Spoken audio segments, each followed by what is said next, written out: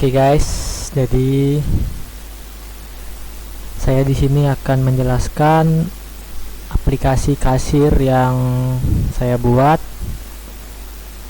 Jadi sebelum kita masuk ke penjelasannya, saya akan sedikit menjelaskan tentang teknologi apa aja sih yang digunakan di aplikasi ini gitu kan. Nah, jadi di aplikasi ini itu backendnya dibuat menggunakan coding editor 4. Lalu nanti template adminnya itu menggunakan Ample Admin Lite, yang mana Ample Admin Lite itu menggunakan Bootstrap juga ya, tapi Bootstrap yang udah dimodifikasi. Jadi misal kayak dari pewarnaannya itu udah nggak bawaan, contoh kayak warna primary gitu kan, warnanya udah beda, tapi sintaksnya masih sama dengan yang punya Bootstrap juga. Nah, jadi di aplikasi ini itu nanti terdiri dari dua role. Yang pertama itu admin, sekaligus nanti yang berperan sebagai kasir di rumah makan itu ya kan, di rumah makan tersebut. Yang kedua itu karyawan, jadi yang akan membuat pesanan dari si pemesan gitu. Nah, jadi di sini studi kasusnya itu saya buat berdasarkan permintaan klien untuk rumah makan Gulai Asam Hinai Batu Malenggang. Dan ini tuh hanya sebatas untuk mengerjakan tugas akhir kuliah ya, jadi tidak terikat dengan instansi manapun, jadi hanya sebatas tugas kuliah. Oke, nah karena di sini kan ada dua role nih ya, jadi di sini saya buka dua tab biasa dan tab samaran gitu kan. Jadi yang di tab biasa ini kita buka sebagai si admin, lalu yang di tab samaran kita buka sebagai si karyawan. Ini pertama kita masuk dulu ke adminnya, login seperti biasa. Nanti untuk username dan password akan saya letakkan di deskripsi ya. Nah, jadi kalau misalnya teman-teman pertama udah masuk ke dalam, kurang lebih tampilan awalnya itu seperti ini. Nah, sedikit saya jelaskan nih. Kita mulai dari menu-menu yang ada di sini dulu ya. Jadi di sini ada menu dashboard ya, ini halaman awal ya kan. Lalu menu-menu kasir, riwayat, user, akun, logout ya udah tau lah kan. Nah, kita pertama masuk ke menu dulu. Nah, jadi sama halnya dengan rumah makan pada umumnya, itu pasti ada menu-menu yang disediakan gitu ya, pasti ada daftar menunya gitu.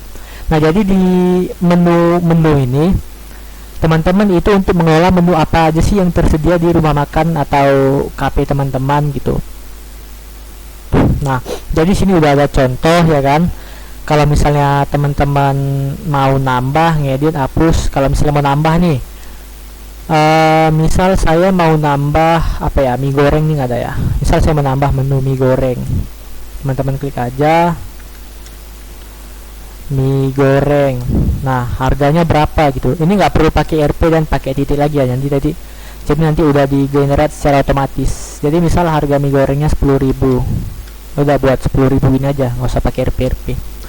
Oke, kalau udah kita tambah menu. Nah, maka sekarang mie goreng akan otomatis tertambah gitu. Tapi kalau misalnya sewaktu-waktu nih harga mie goreng rupanya naik gitu ya, udah tinggal klik yang di sini aja, yang tanda pulpen itu ya. Klik edit. Lalu ubah misal naik jadi 12.000. Ya udah silakan dirubah aja, update menu. Atau kalau misal sewaktu-waktu udah nggak jual mie goreng lagi ya silakan hapus aja menunya gitu kan. Nah, sama satu hal lagi, di sini teman-teman di halaman dashboard itu melihat bagian menu hari ini gitu ya. Jadi contoh nih, saya kasih contoh. Misalnya saya tambah nih ya, mie goreng tadi saya tambah lagi, harga misal 10.000. Nah, kita tambah, maka otomatis nanti di sini juga akan tertambah nih mie goreng. Nah, maksud dari menu hari ini itu apa? Jadi kan yang mana namanya setiap rumah makan, di setiap menu-menunya itu pasti ada kayak ini hari ini menu ini dibuat berapa porsi gitu ya. Jadi di sini tuh ada jumlahnya. Jadi si karyawan nanti bisa tahu kalau misalnya orang banyak pesan gulai asam nih misal. Nah, kebetulan rupanya gulai asam porsi tinggal berapa sih, jadi nanti si karyawan tahu. Jadi teman-teman kelola dulu kan, jadi menu-menu ini buat berapa hari ini gitu. Jadi kalau misalnya dalam satu hari teman-teman nggak jual nasi goreng, bukan berarti menunya dihapus ya, tapi memang hari ini nggak ada jual nasi goreng aja gitu. Ya udah silakan diubah aja, berarti jumlahnya jadi 0 gitu. Nah, jadi menu hari ini tuh kayak menu hariannya. Jadi gulai asam hari ini tersedia berapa porsi, jus jeruk hari ini tersedia berapa porsi gitu ya. Dan ini bisa kalau misalnya habis pun, jadi studi kasusnya itu kalau misalnya di sini porsinya udah habis gitu kan, ya kita tinggal kasih tahu orang dapur, ini si gulai asam habis nih, buat lagi dong.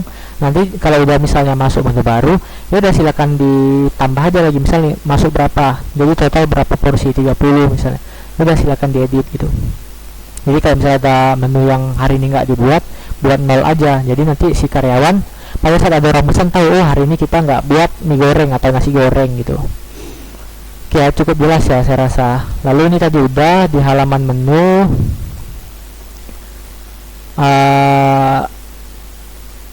Kita langkain yang kasir dengan riwayat, kita masuk ke menu user. Menu user ini itu untuk membuat akun para karyawan kita. Jadi dalam rumah makan itu pasti ada karyawannya gitu kan. Nah, kita di sini misal karyawan ada 3 atau 4 atau 5 gitu. Teman-teman bisa nambah akunnya. Jadi setiap karyawan tuh megang akun masing-masing. Jadi nanti di riwayat ini nggak ada ya, kosong. Nah, nanti di riwayat kita tahu nih kalau ada pemesanan, ini yang mengatur pemesanannya atau melayani pemesanannya itu siapa. Jadi sewaktu-waktu misal ada komplain misalnya kan, kita tahu ini siapa sih yang bertanggung jawab, karyawan yang mana sih gitu. Jadi setiap karyawan tuh punya akunnya masing-masing. Oke, untuk mencoba menu kasir, kita coba aja langsung masuk ke karyawan dulu ya. Jadi kita pesan dari karyawan, masuk dulu ke karyawan.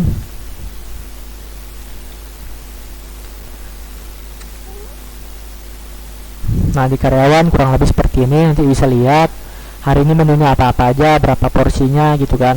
Nah, jadi studi kasusnya itu atau alurnya itu seperti ini kira-kira. Jadi nanti pada saat orang lain datang gitu kan ke rumah makan, otomatis kan karyawan datangi si pembeli gitu ya, datangi si pembeli, lalu kan dia nanya kayak, ini nggak harus dari komputer ya, dari perangkat masing-masing juga bisa, dari HP misalnya kan, ya bisa gitu. Ini misal karyawan datengin, kan tiap meja tuh pasti ada daftar menunya kan, nggak harus yang liatin dari HP gitu kan. Jadi karyawan datangin, Mas pesan apa gitu kan. Nah, kalau mau nambah pesanan nih tinggal klik aja yang pemesanan itu yang di sini. Nah, Mas pesan apa gitu kan, atau iyalah pesan apa gitu kan, pesan gulai asam 2 gitu, ada lagi gitu misalnya. Kalau misalnya siap ada penambahan pemesanan ya silakan diklik ya ini gitu. Lalu pesan teh manisnya deh 2 juga gitu. Oke, atas nama siapa ya Mas gitu, atas nama Fazal misalnya. Oke, buat pesanan. Oke, nah di sini ada 3 opsi, ada opsi tambah, lihat pesanan, dan hapus. Jadi kita mulai dari yang tambah dulu. Ini bisa sewaktu-waktu mas gitu kan, misal pembelinya nih manggil kita lagi, mas tambah dong gitu kan, pesan yang lain gitu, ini pesan rendang 1 lagi gitu misalnya. Udah, kita nggak perlu dari sini, kita tambah dari yang udah dipesan aja gitu. Jadi nanti billnya itu jadi 1 gitu. Kita tambah pesan apa tadi, rendang daging gitu ya, berapa, 1. Oke, kita buat pesanan. Nah, ini untuk yang opsi tambah. Lalu yang mata ini atau lihat pesanan itu, jadi kalau misal nih si pembeli ini pengen tahu berapa sih total pemesanannya gitu kan, total harganya gitu. Ya udah, tinggal klik tombol mata, nanti nampak di sini apa aja yang dipesan, totalnya keseluruhan berapa. Jadi kalau misalnya berapa ya Mas gitu, jadi kalau misalnya pembelinya nanya kayak gitu kan, oh tinggal lihat gambar mata, nanti bisa tahu nih, oh ini totalnya 55.000 gitu kan. Jadi nggak harus ke kasir-kasir lagi kalau untuk nanya total pemesanannya. Oke, balik. Lalu yang ini tuh untuk misal nih dia tiba-tiba nggak usah jadi, kita udah buat nih pemesanannya kan, udah buat pesanannya, Mas nggak usah jadi ya rendang dagingnya gitu kan. Dah, kalau mau di cancel, tapi ya ingat ya, di cancel kalau sebelum dibuat gitu kan. Kalau udah dibuat sama orang dapur gitu kan, ya kayaknya nggak bisa juga lah di cancel kan. Jadi kalau misalnya tiba-tiba waktu dia minta cancel, ya udah kita hapus di sini. Jadi nanti di billnya itu berkurang juga. Oke ya. Udah sih, kalau untuk karyawan gini aja, dia cuma untuk buat pemesanan aja. Jadi setiap ada uh, pelanggan baru datang ya sama kayak tadi, catat dia pesan apa aja, atas nama siapa gitu kan. Nah, riwayat pemesanan ini tuh nanti ada setelah divalidasi oleh si admin. Nah, jadi oke, singkat cerita nih, misalnya si pembeli udah selesai makan nih, lalu dia mau bayar ke kasir gitu kan. Oke, kita masuk lagi ke kasirnya. Sekarang kita terserah mau dari sini atau dari sini, itu sama aja, yang penting ke kasir gitu kan. Kita masuk. Nah, jadi kan kasir nih, dia ke kasir nih kan, otomatis kan bukan satu dua orang aja gitu kan yang mesen nanti gitu. Jadi nanti ke kasir, Mas mau bayar gitu, misal saya sebagai pembeli nih. Oke, nanti si kasir nanya, tadi atas nama siapa ya Mas gitu. Atas nama Fazal. Oh, ini lihat ada nama Fazal di sini. Ya udah, silakan diklik bayar. Nah, totalnya 40.000 Mas gitu kan. Terus bisa dicetak gitu kan, kalau misalnya pembelinya minta dicetak gitu kan bilnya, ya udah tinggal klik cetak ini aja, nanti akan otomatis tinggal klik print aja gitu. Nah, dan juga ini dia koneksinya ke printer biasa ya, bukan ke printer yang kecil itu. Jadi printer biasa kayak ya inkjet gitulah. Oke, kalau misalnya udah dicetak, udah dibayar gitu kan, klik simpan. Nanti di sini juga ada notifikasi nih. Jadi sebelum, takutnya kan nggak sengaja terklik gitu kan, jadi sebelum disimpan pasti kan udah dibayar nih. Jadi kalau udah bayar, udah kasih kembalian, klik simpan. Oke, kita simpan nih. Oke, pesanan telah disimpan, nanti akan masuk lah nih kan ke riwayat. Jadi di riwayat pemesanan ini tuh ada harian dan semua gitu. Kalau harian berarti pemesanan pada hari itu aja gitu. Nah, jadi di sini juga ada fungsi cetak juga. Mana tahu sewaktu-waktu nih si pembelinya nih pas dia bayar nggak mau cetak, rupanya dia tiba-tiba balik lagi minta bilnya gitu, minta dicetak gitu, karena mungkin untuk bukti atau untuk apalah gitu kan, ya udah bisa dicetak lagi gitu. Oke, di sini juga di bagian hariannya kita bisa lihat total pendapatan kita pada hari ini. Nah, jadi untuk para pengelola gitu ya, untuk para owner rumah makan, nggak usah khawatir si kasirnya nipu gitu ya, karena kalau misalnya isi kasir itu kurang dari yang ada di sini, itu berarti ada masalah tuh, kemana sisanya gitu kan. Jadi pokoknya seluruh total pemesanan harian, uangnya itu totalnya itu ada di sini totalnya. Nah, jadi untuk owner tuh bisa lihat berapa sih yang masuk hari ini gitu ya.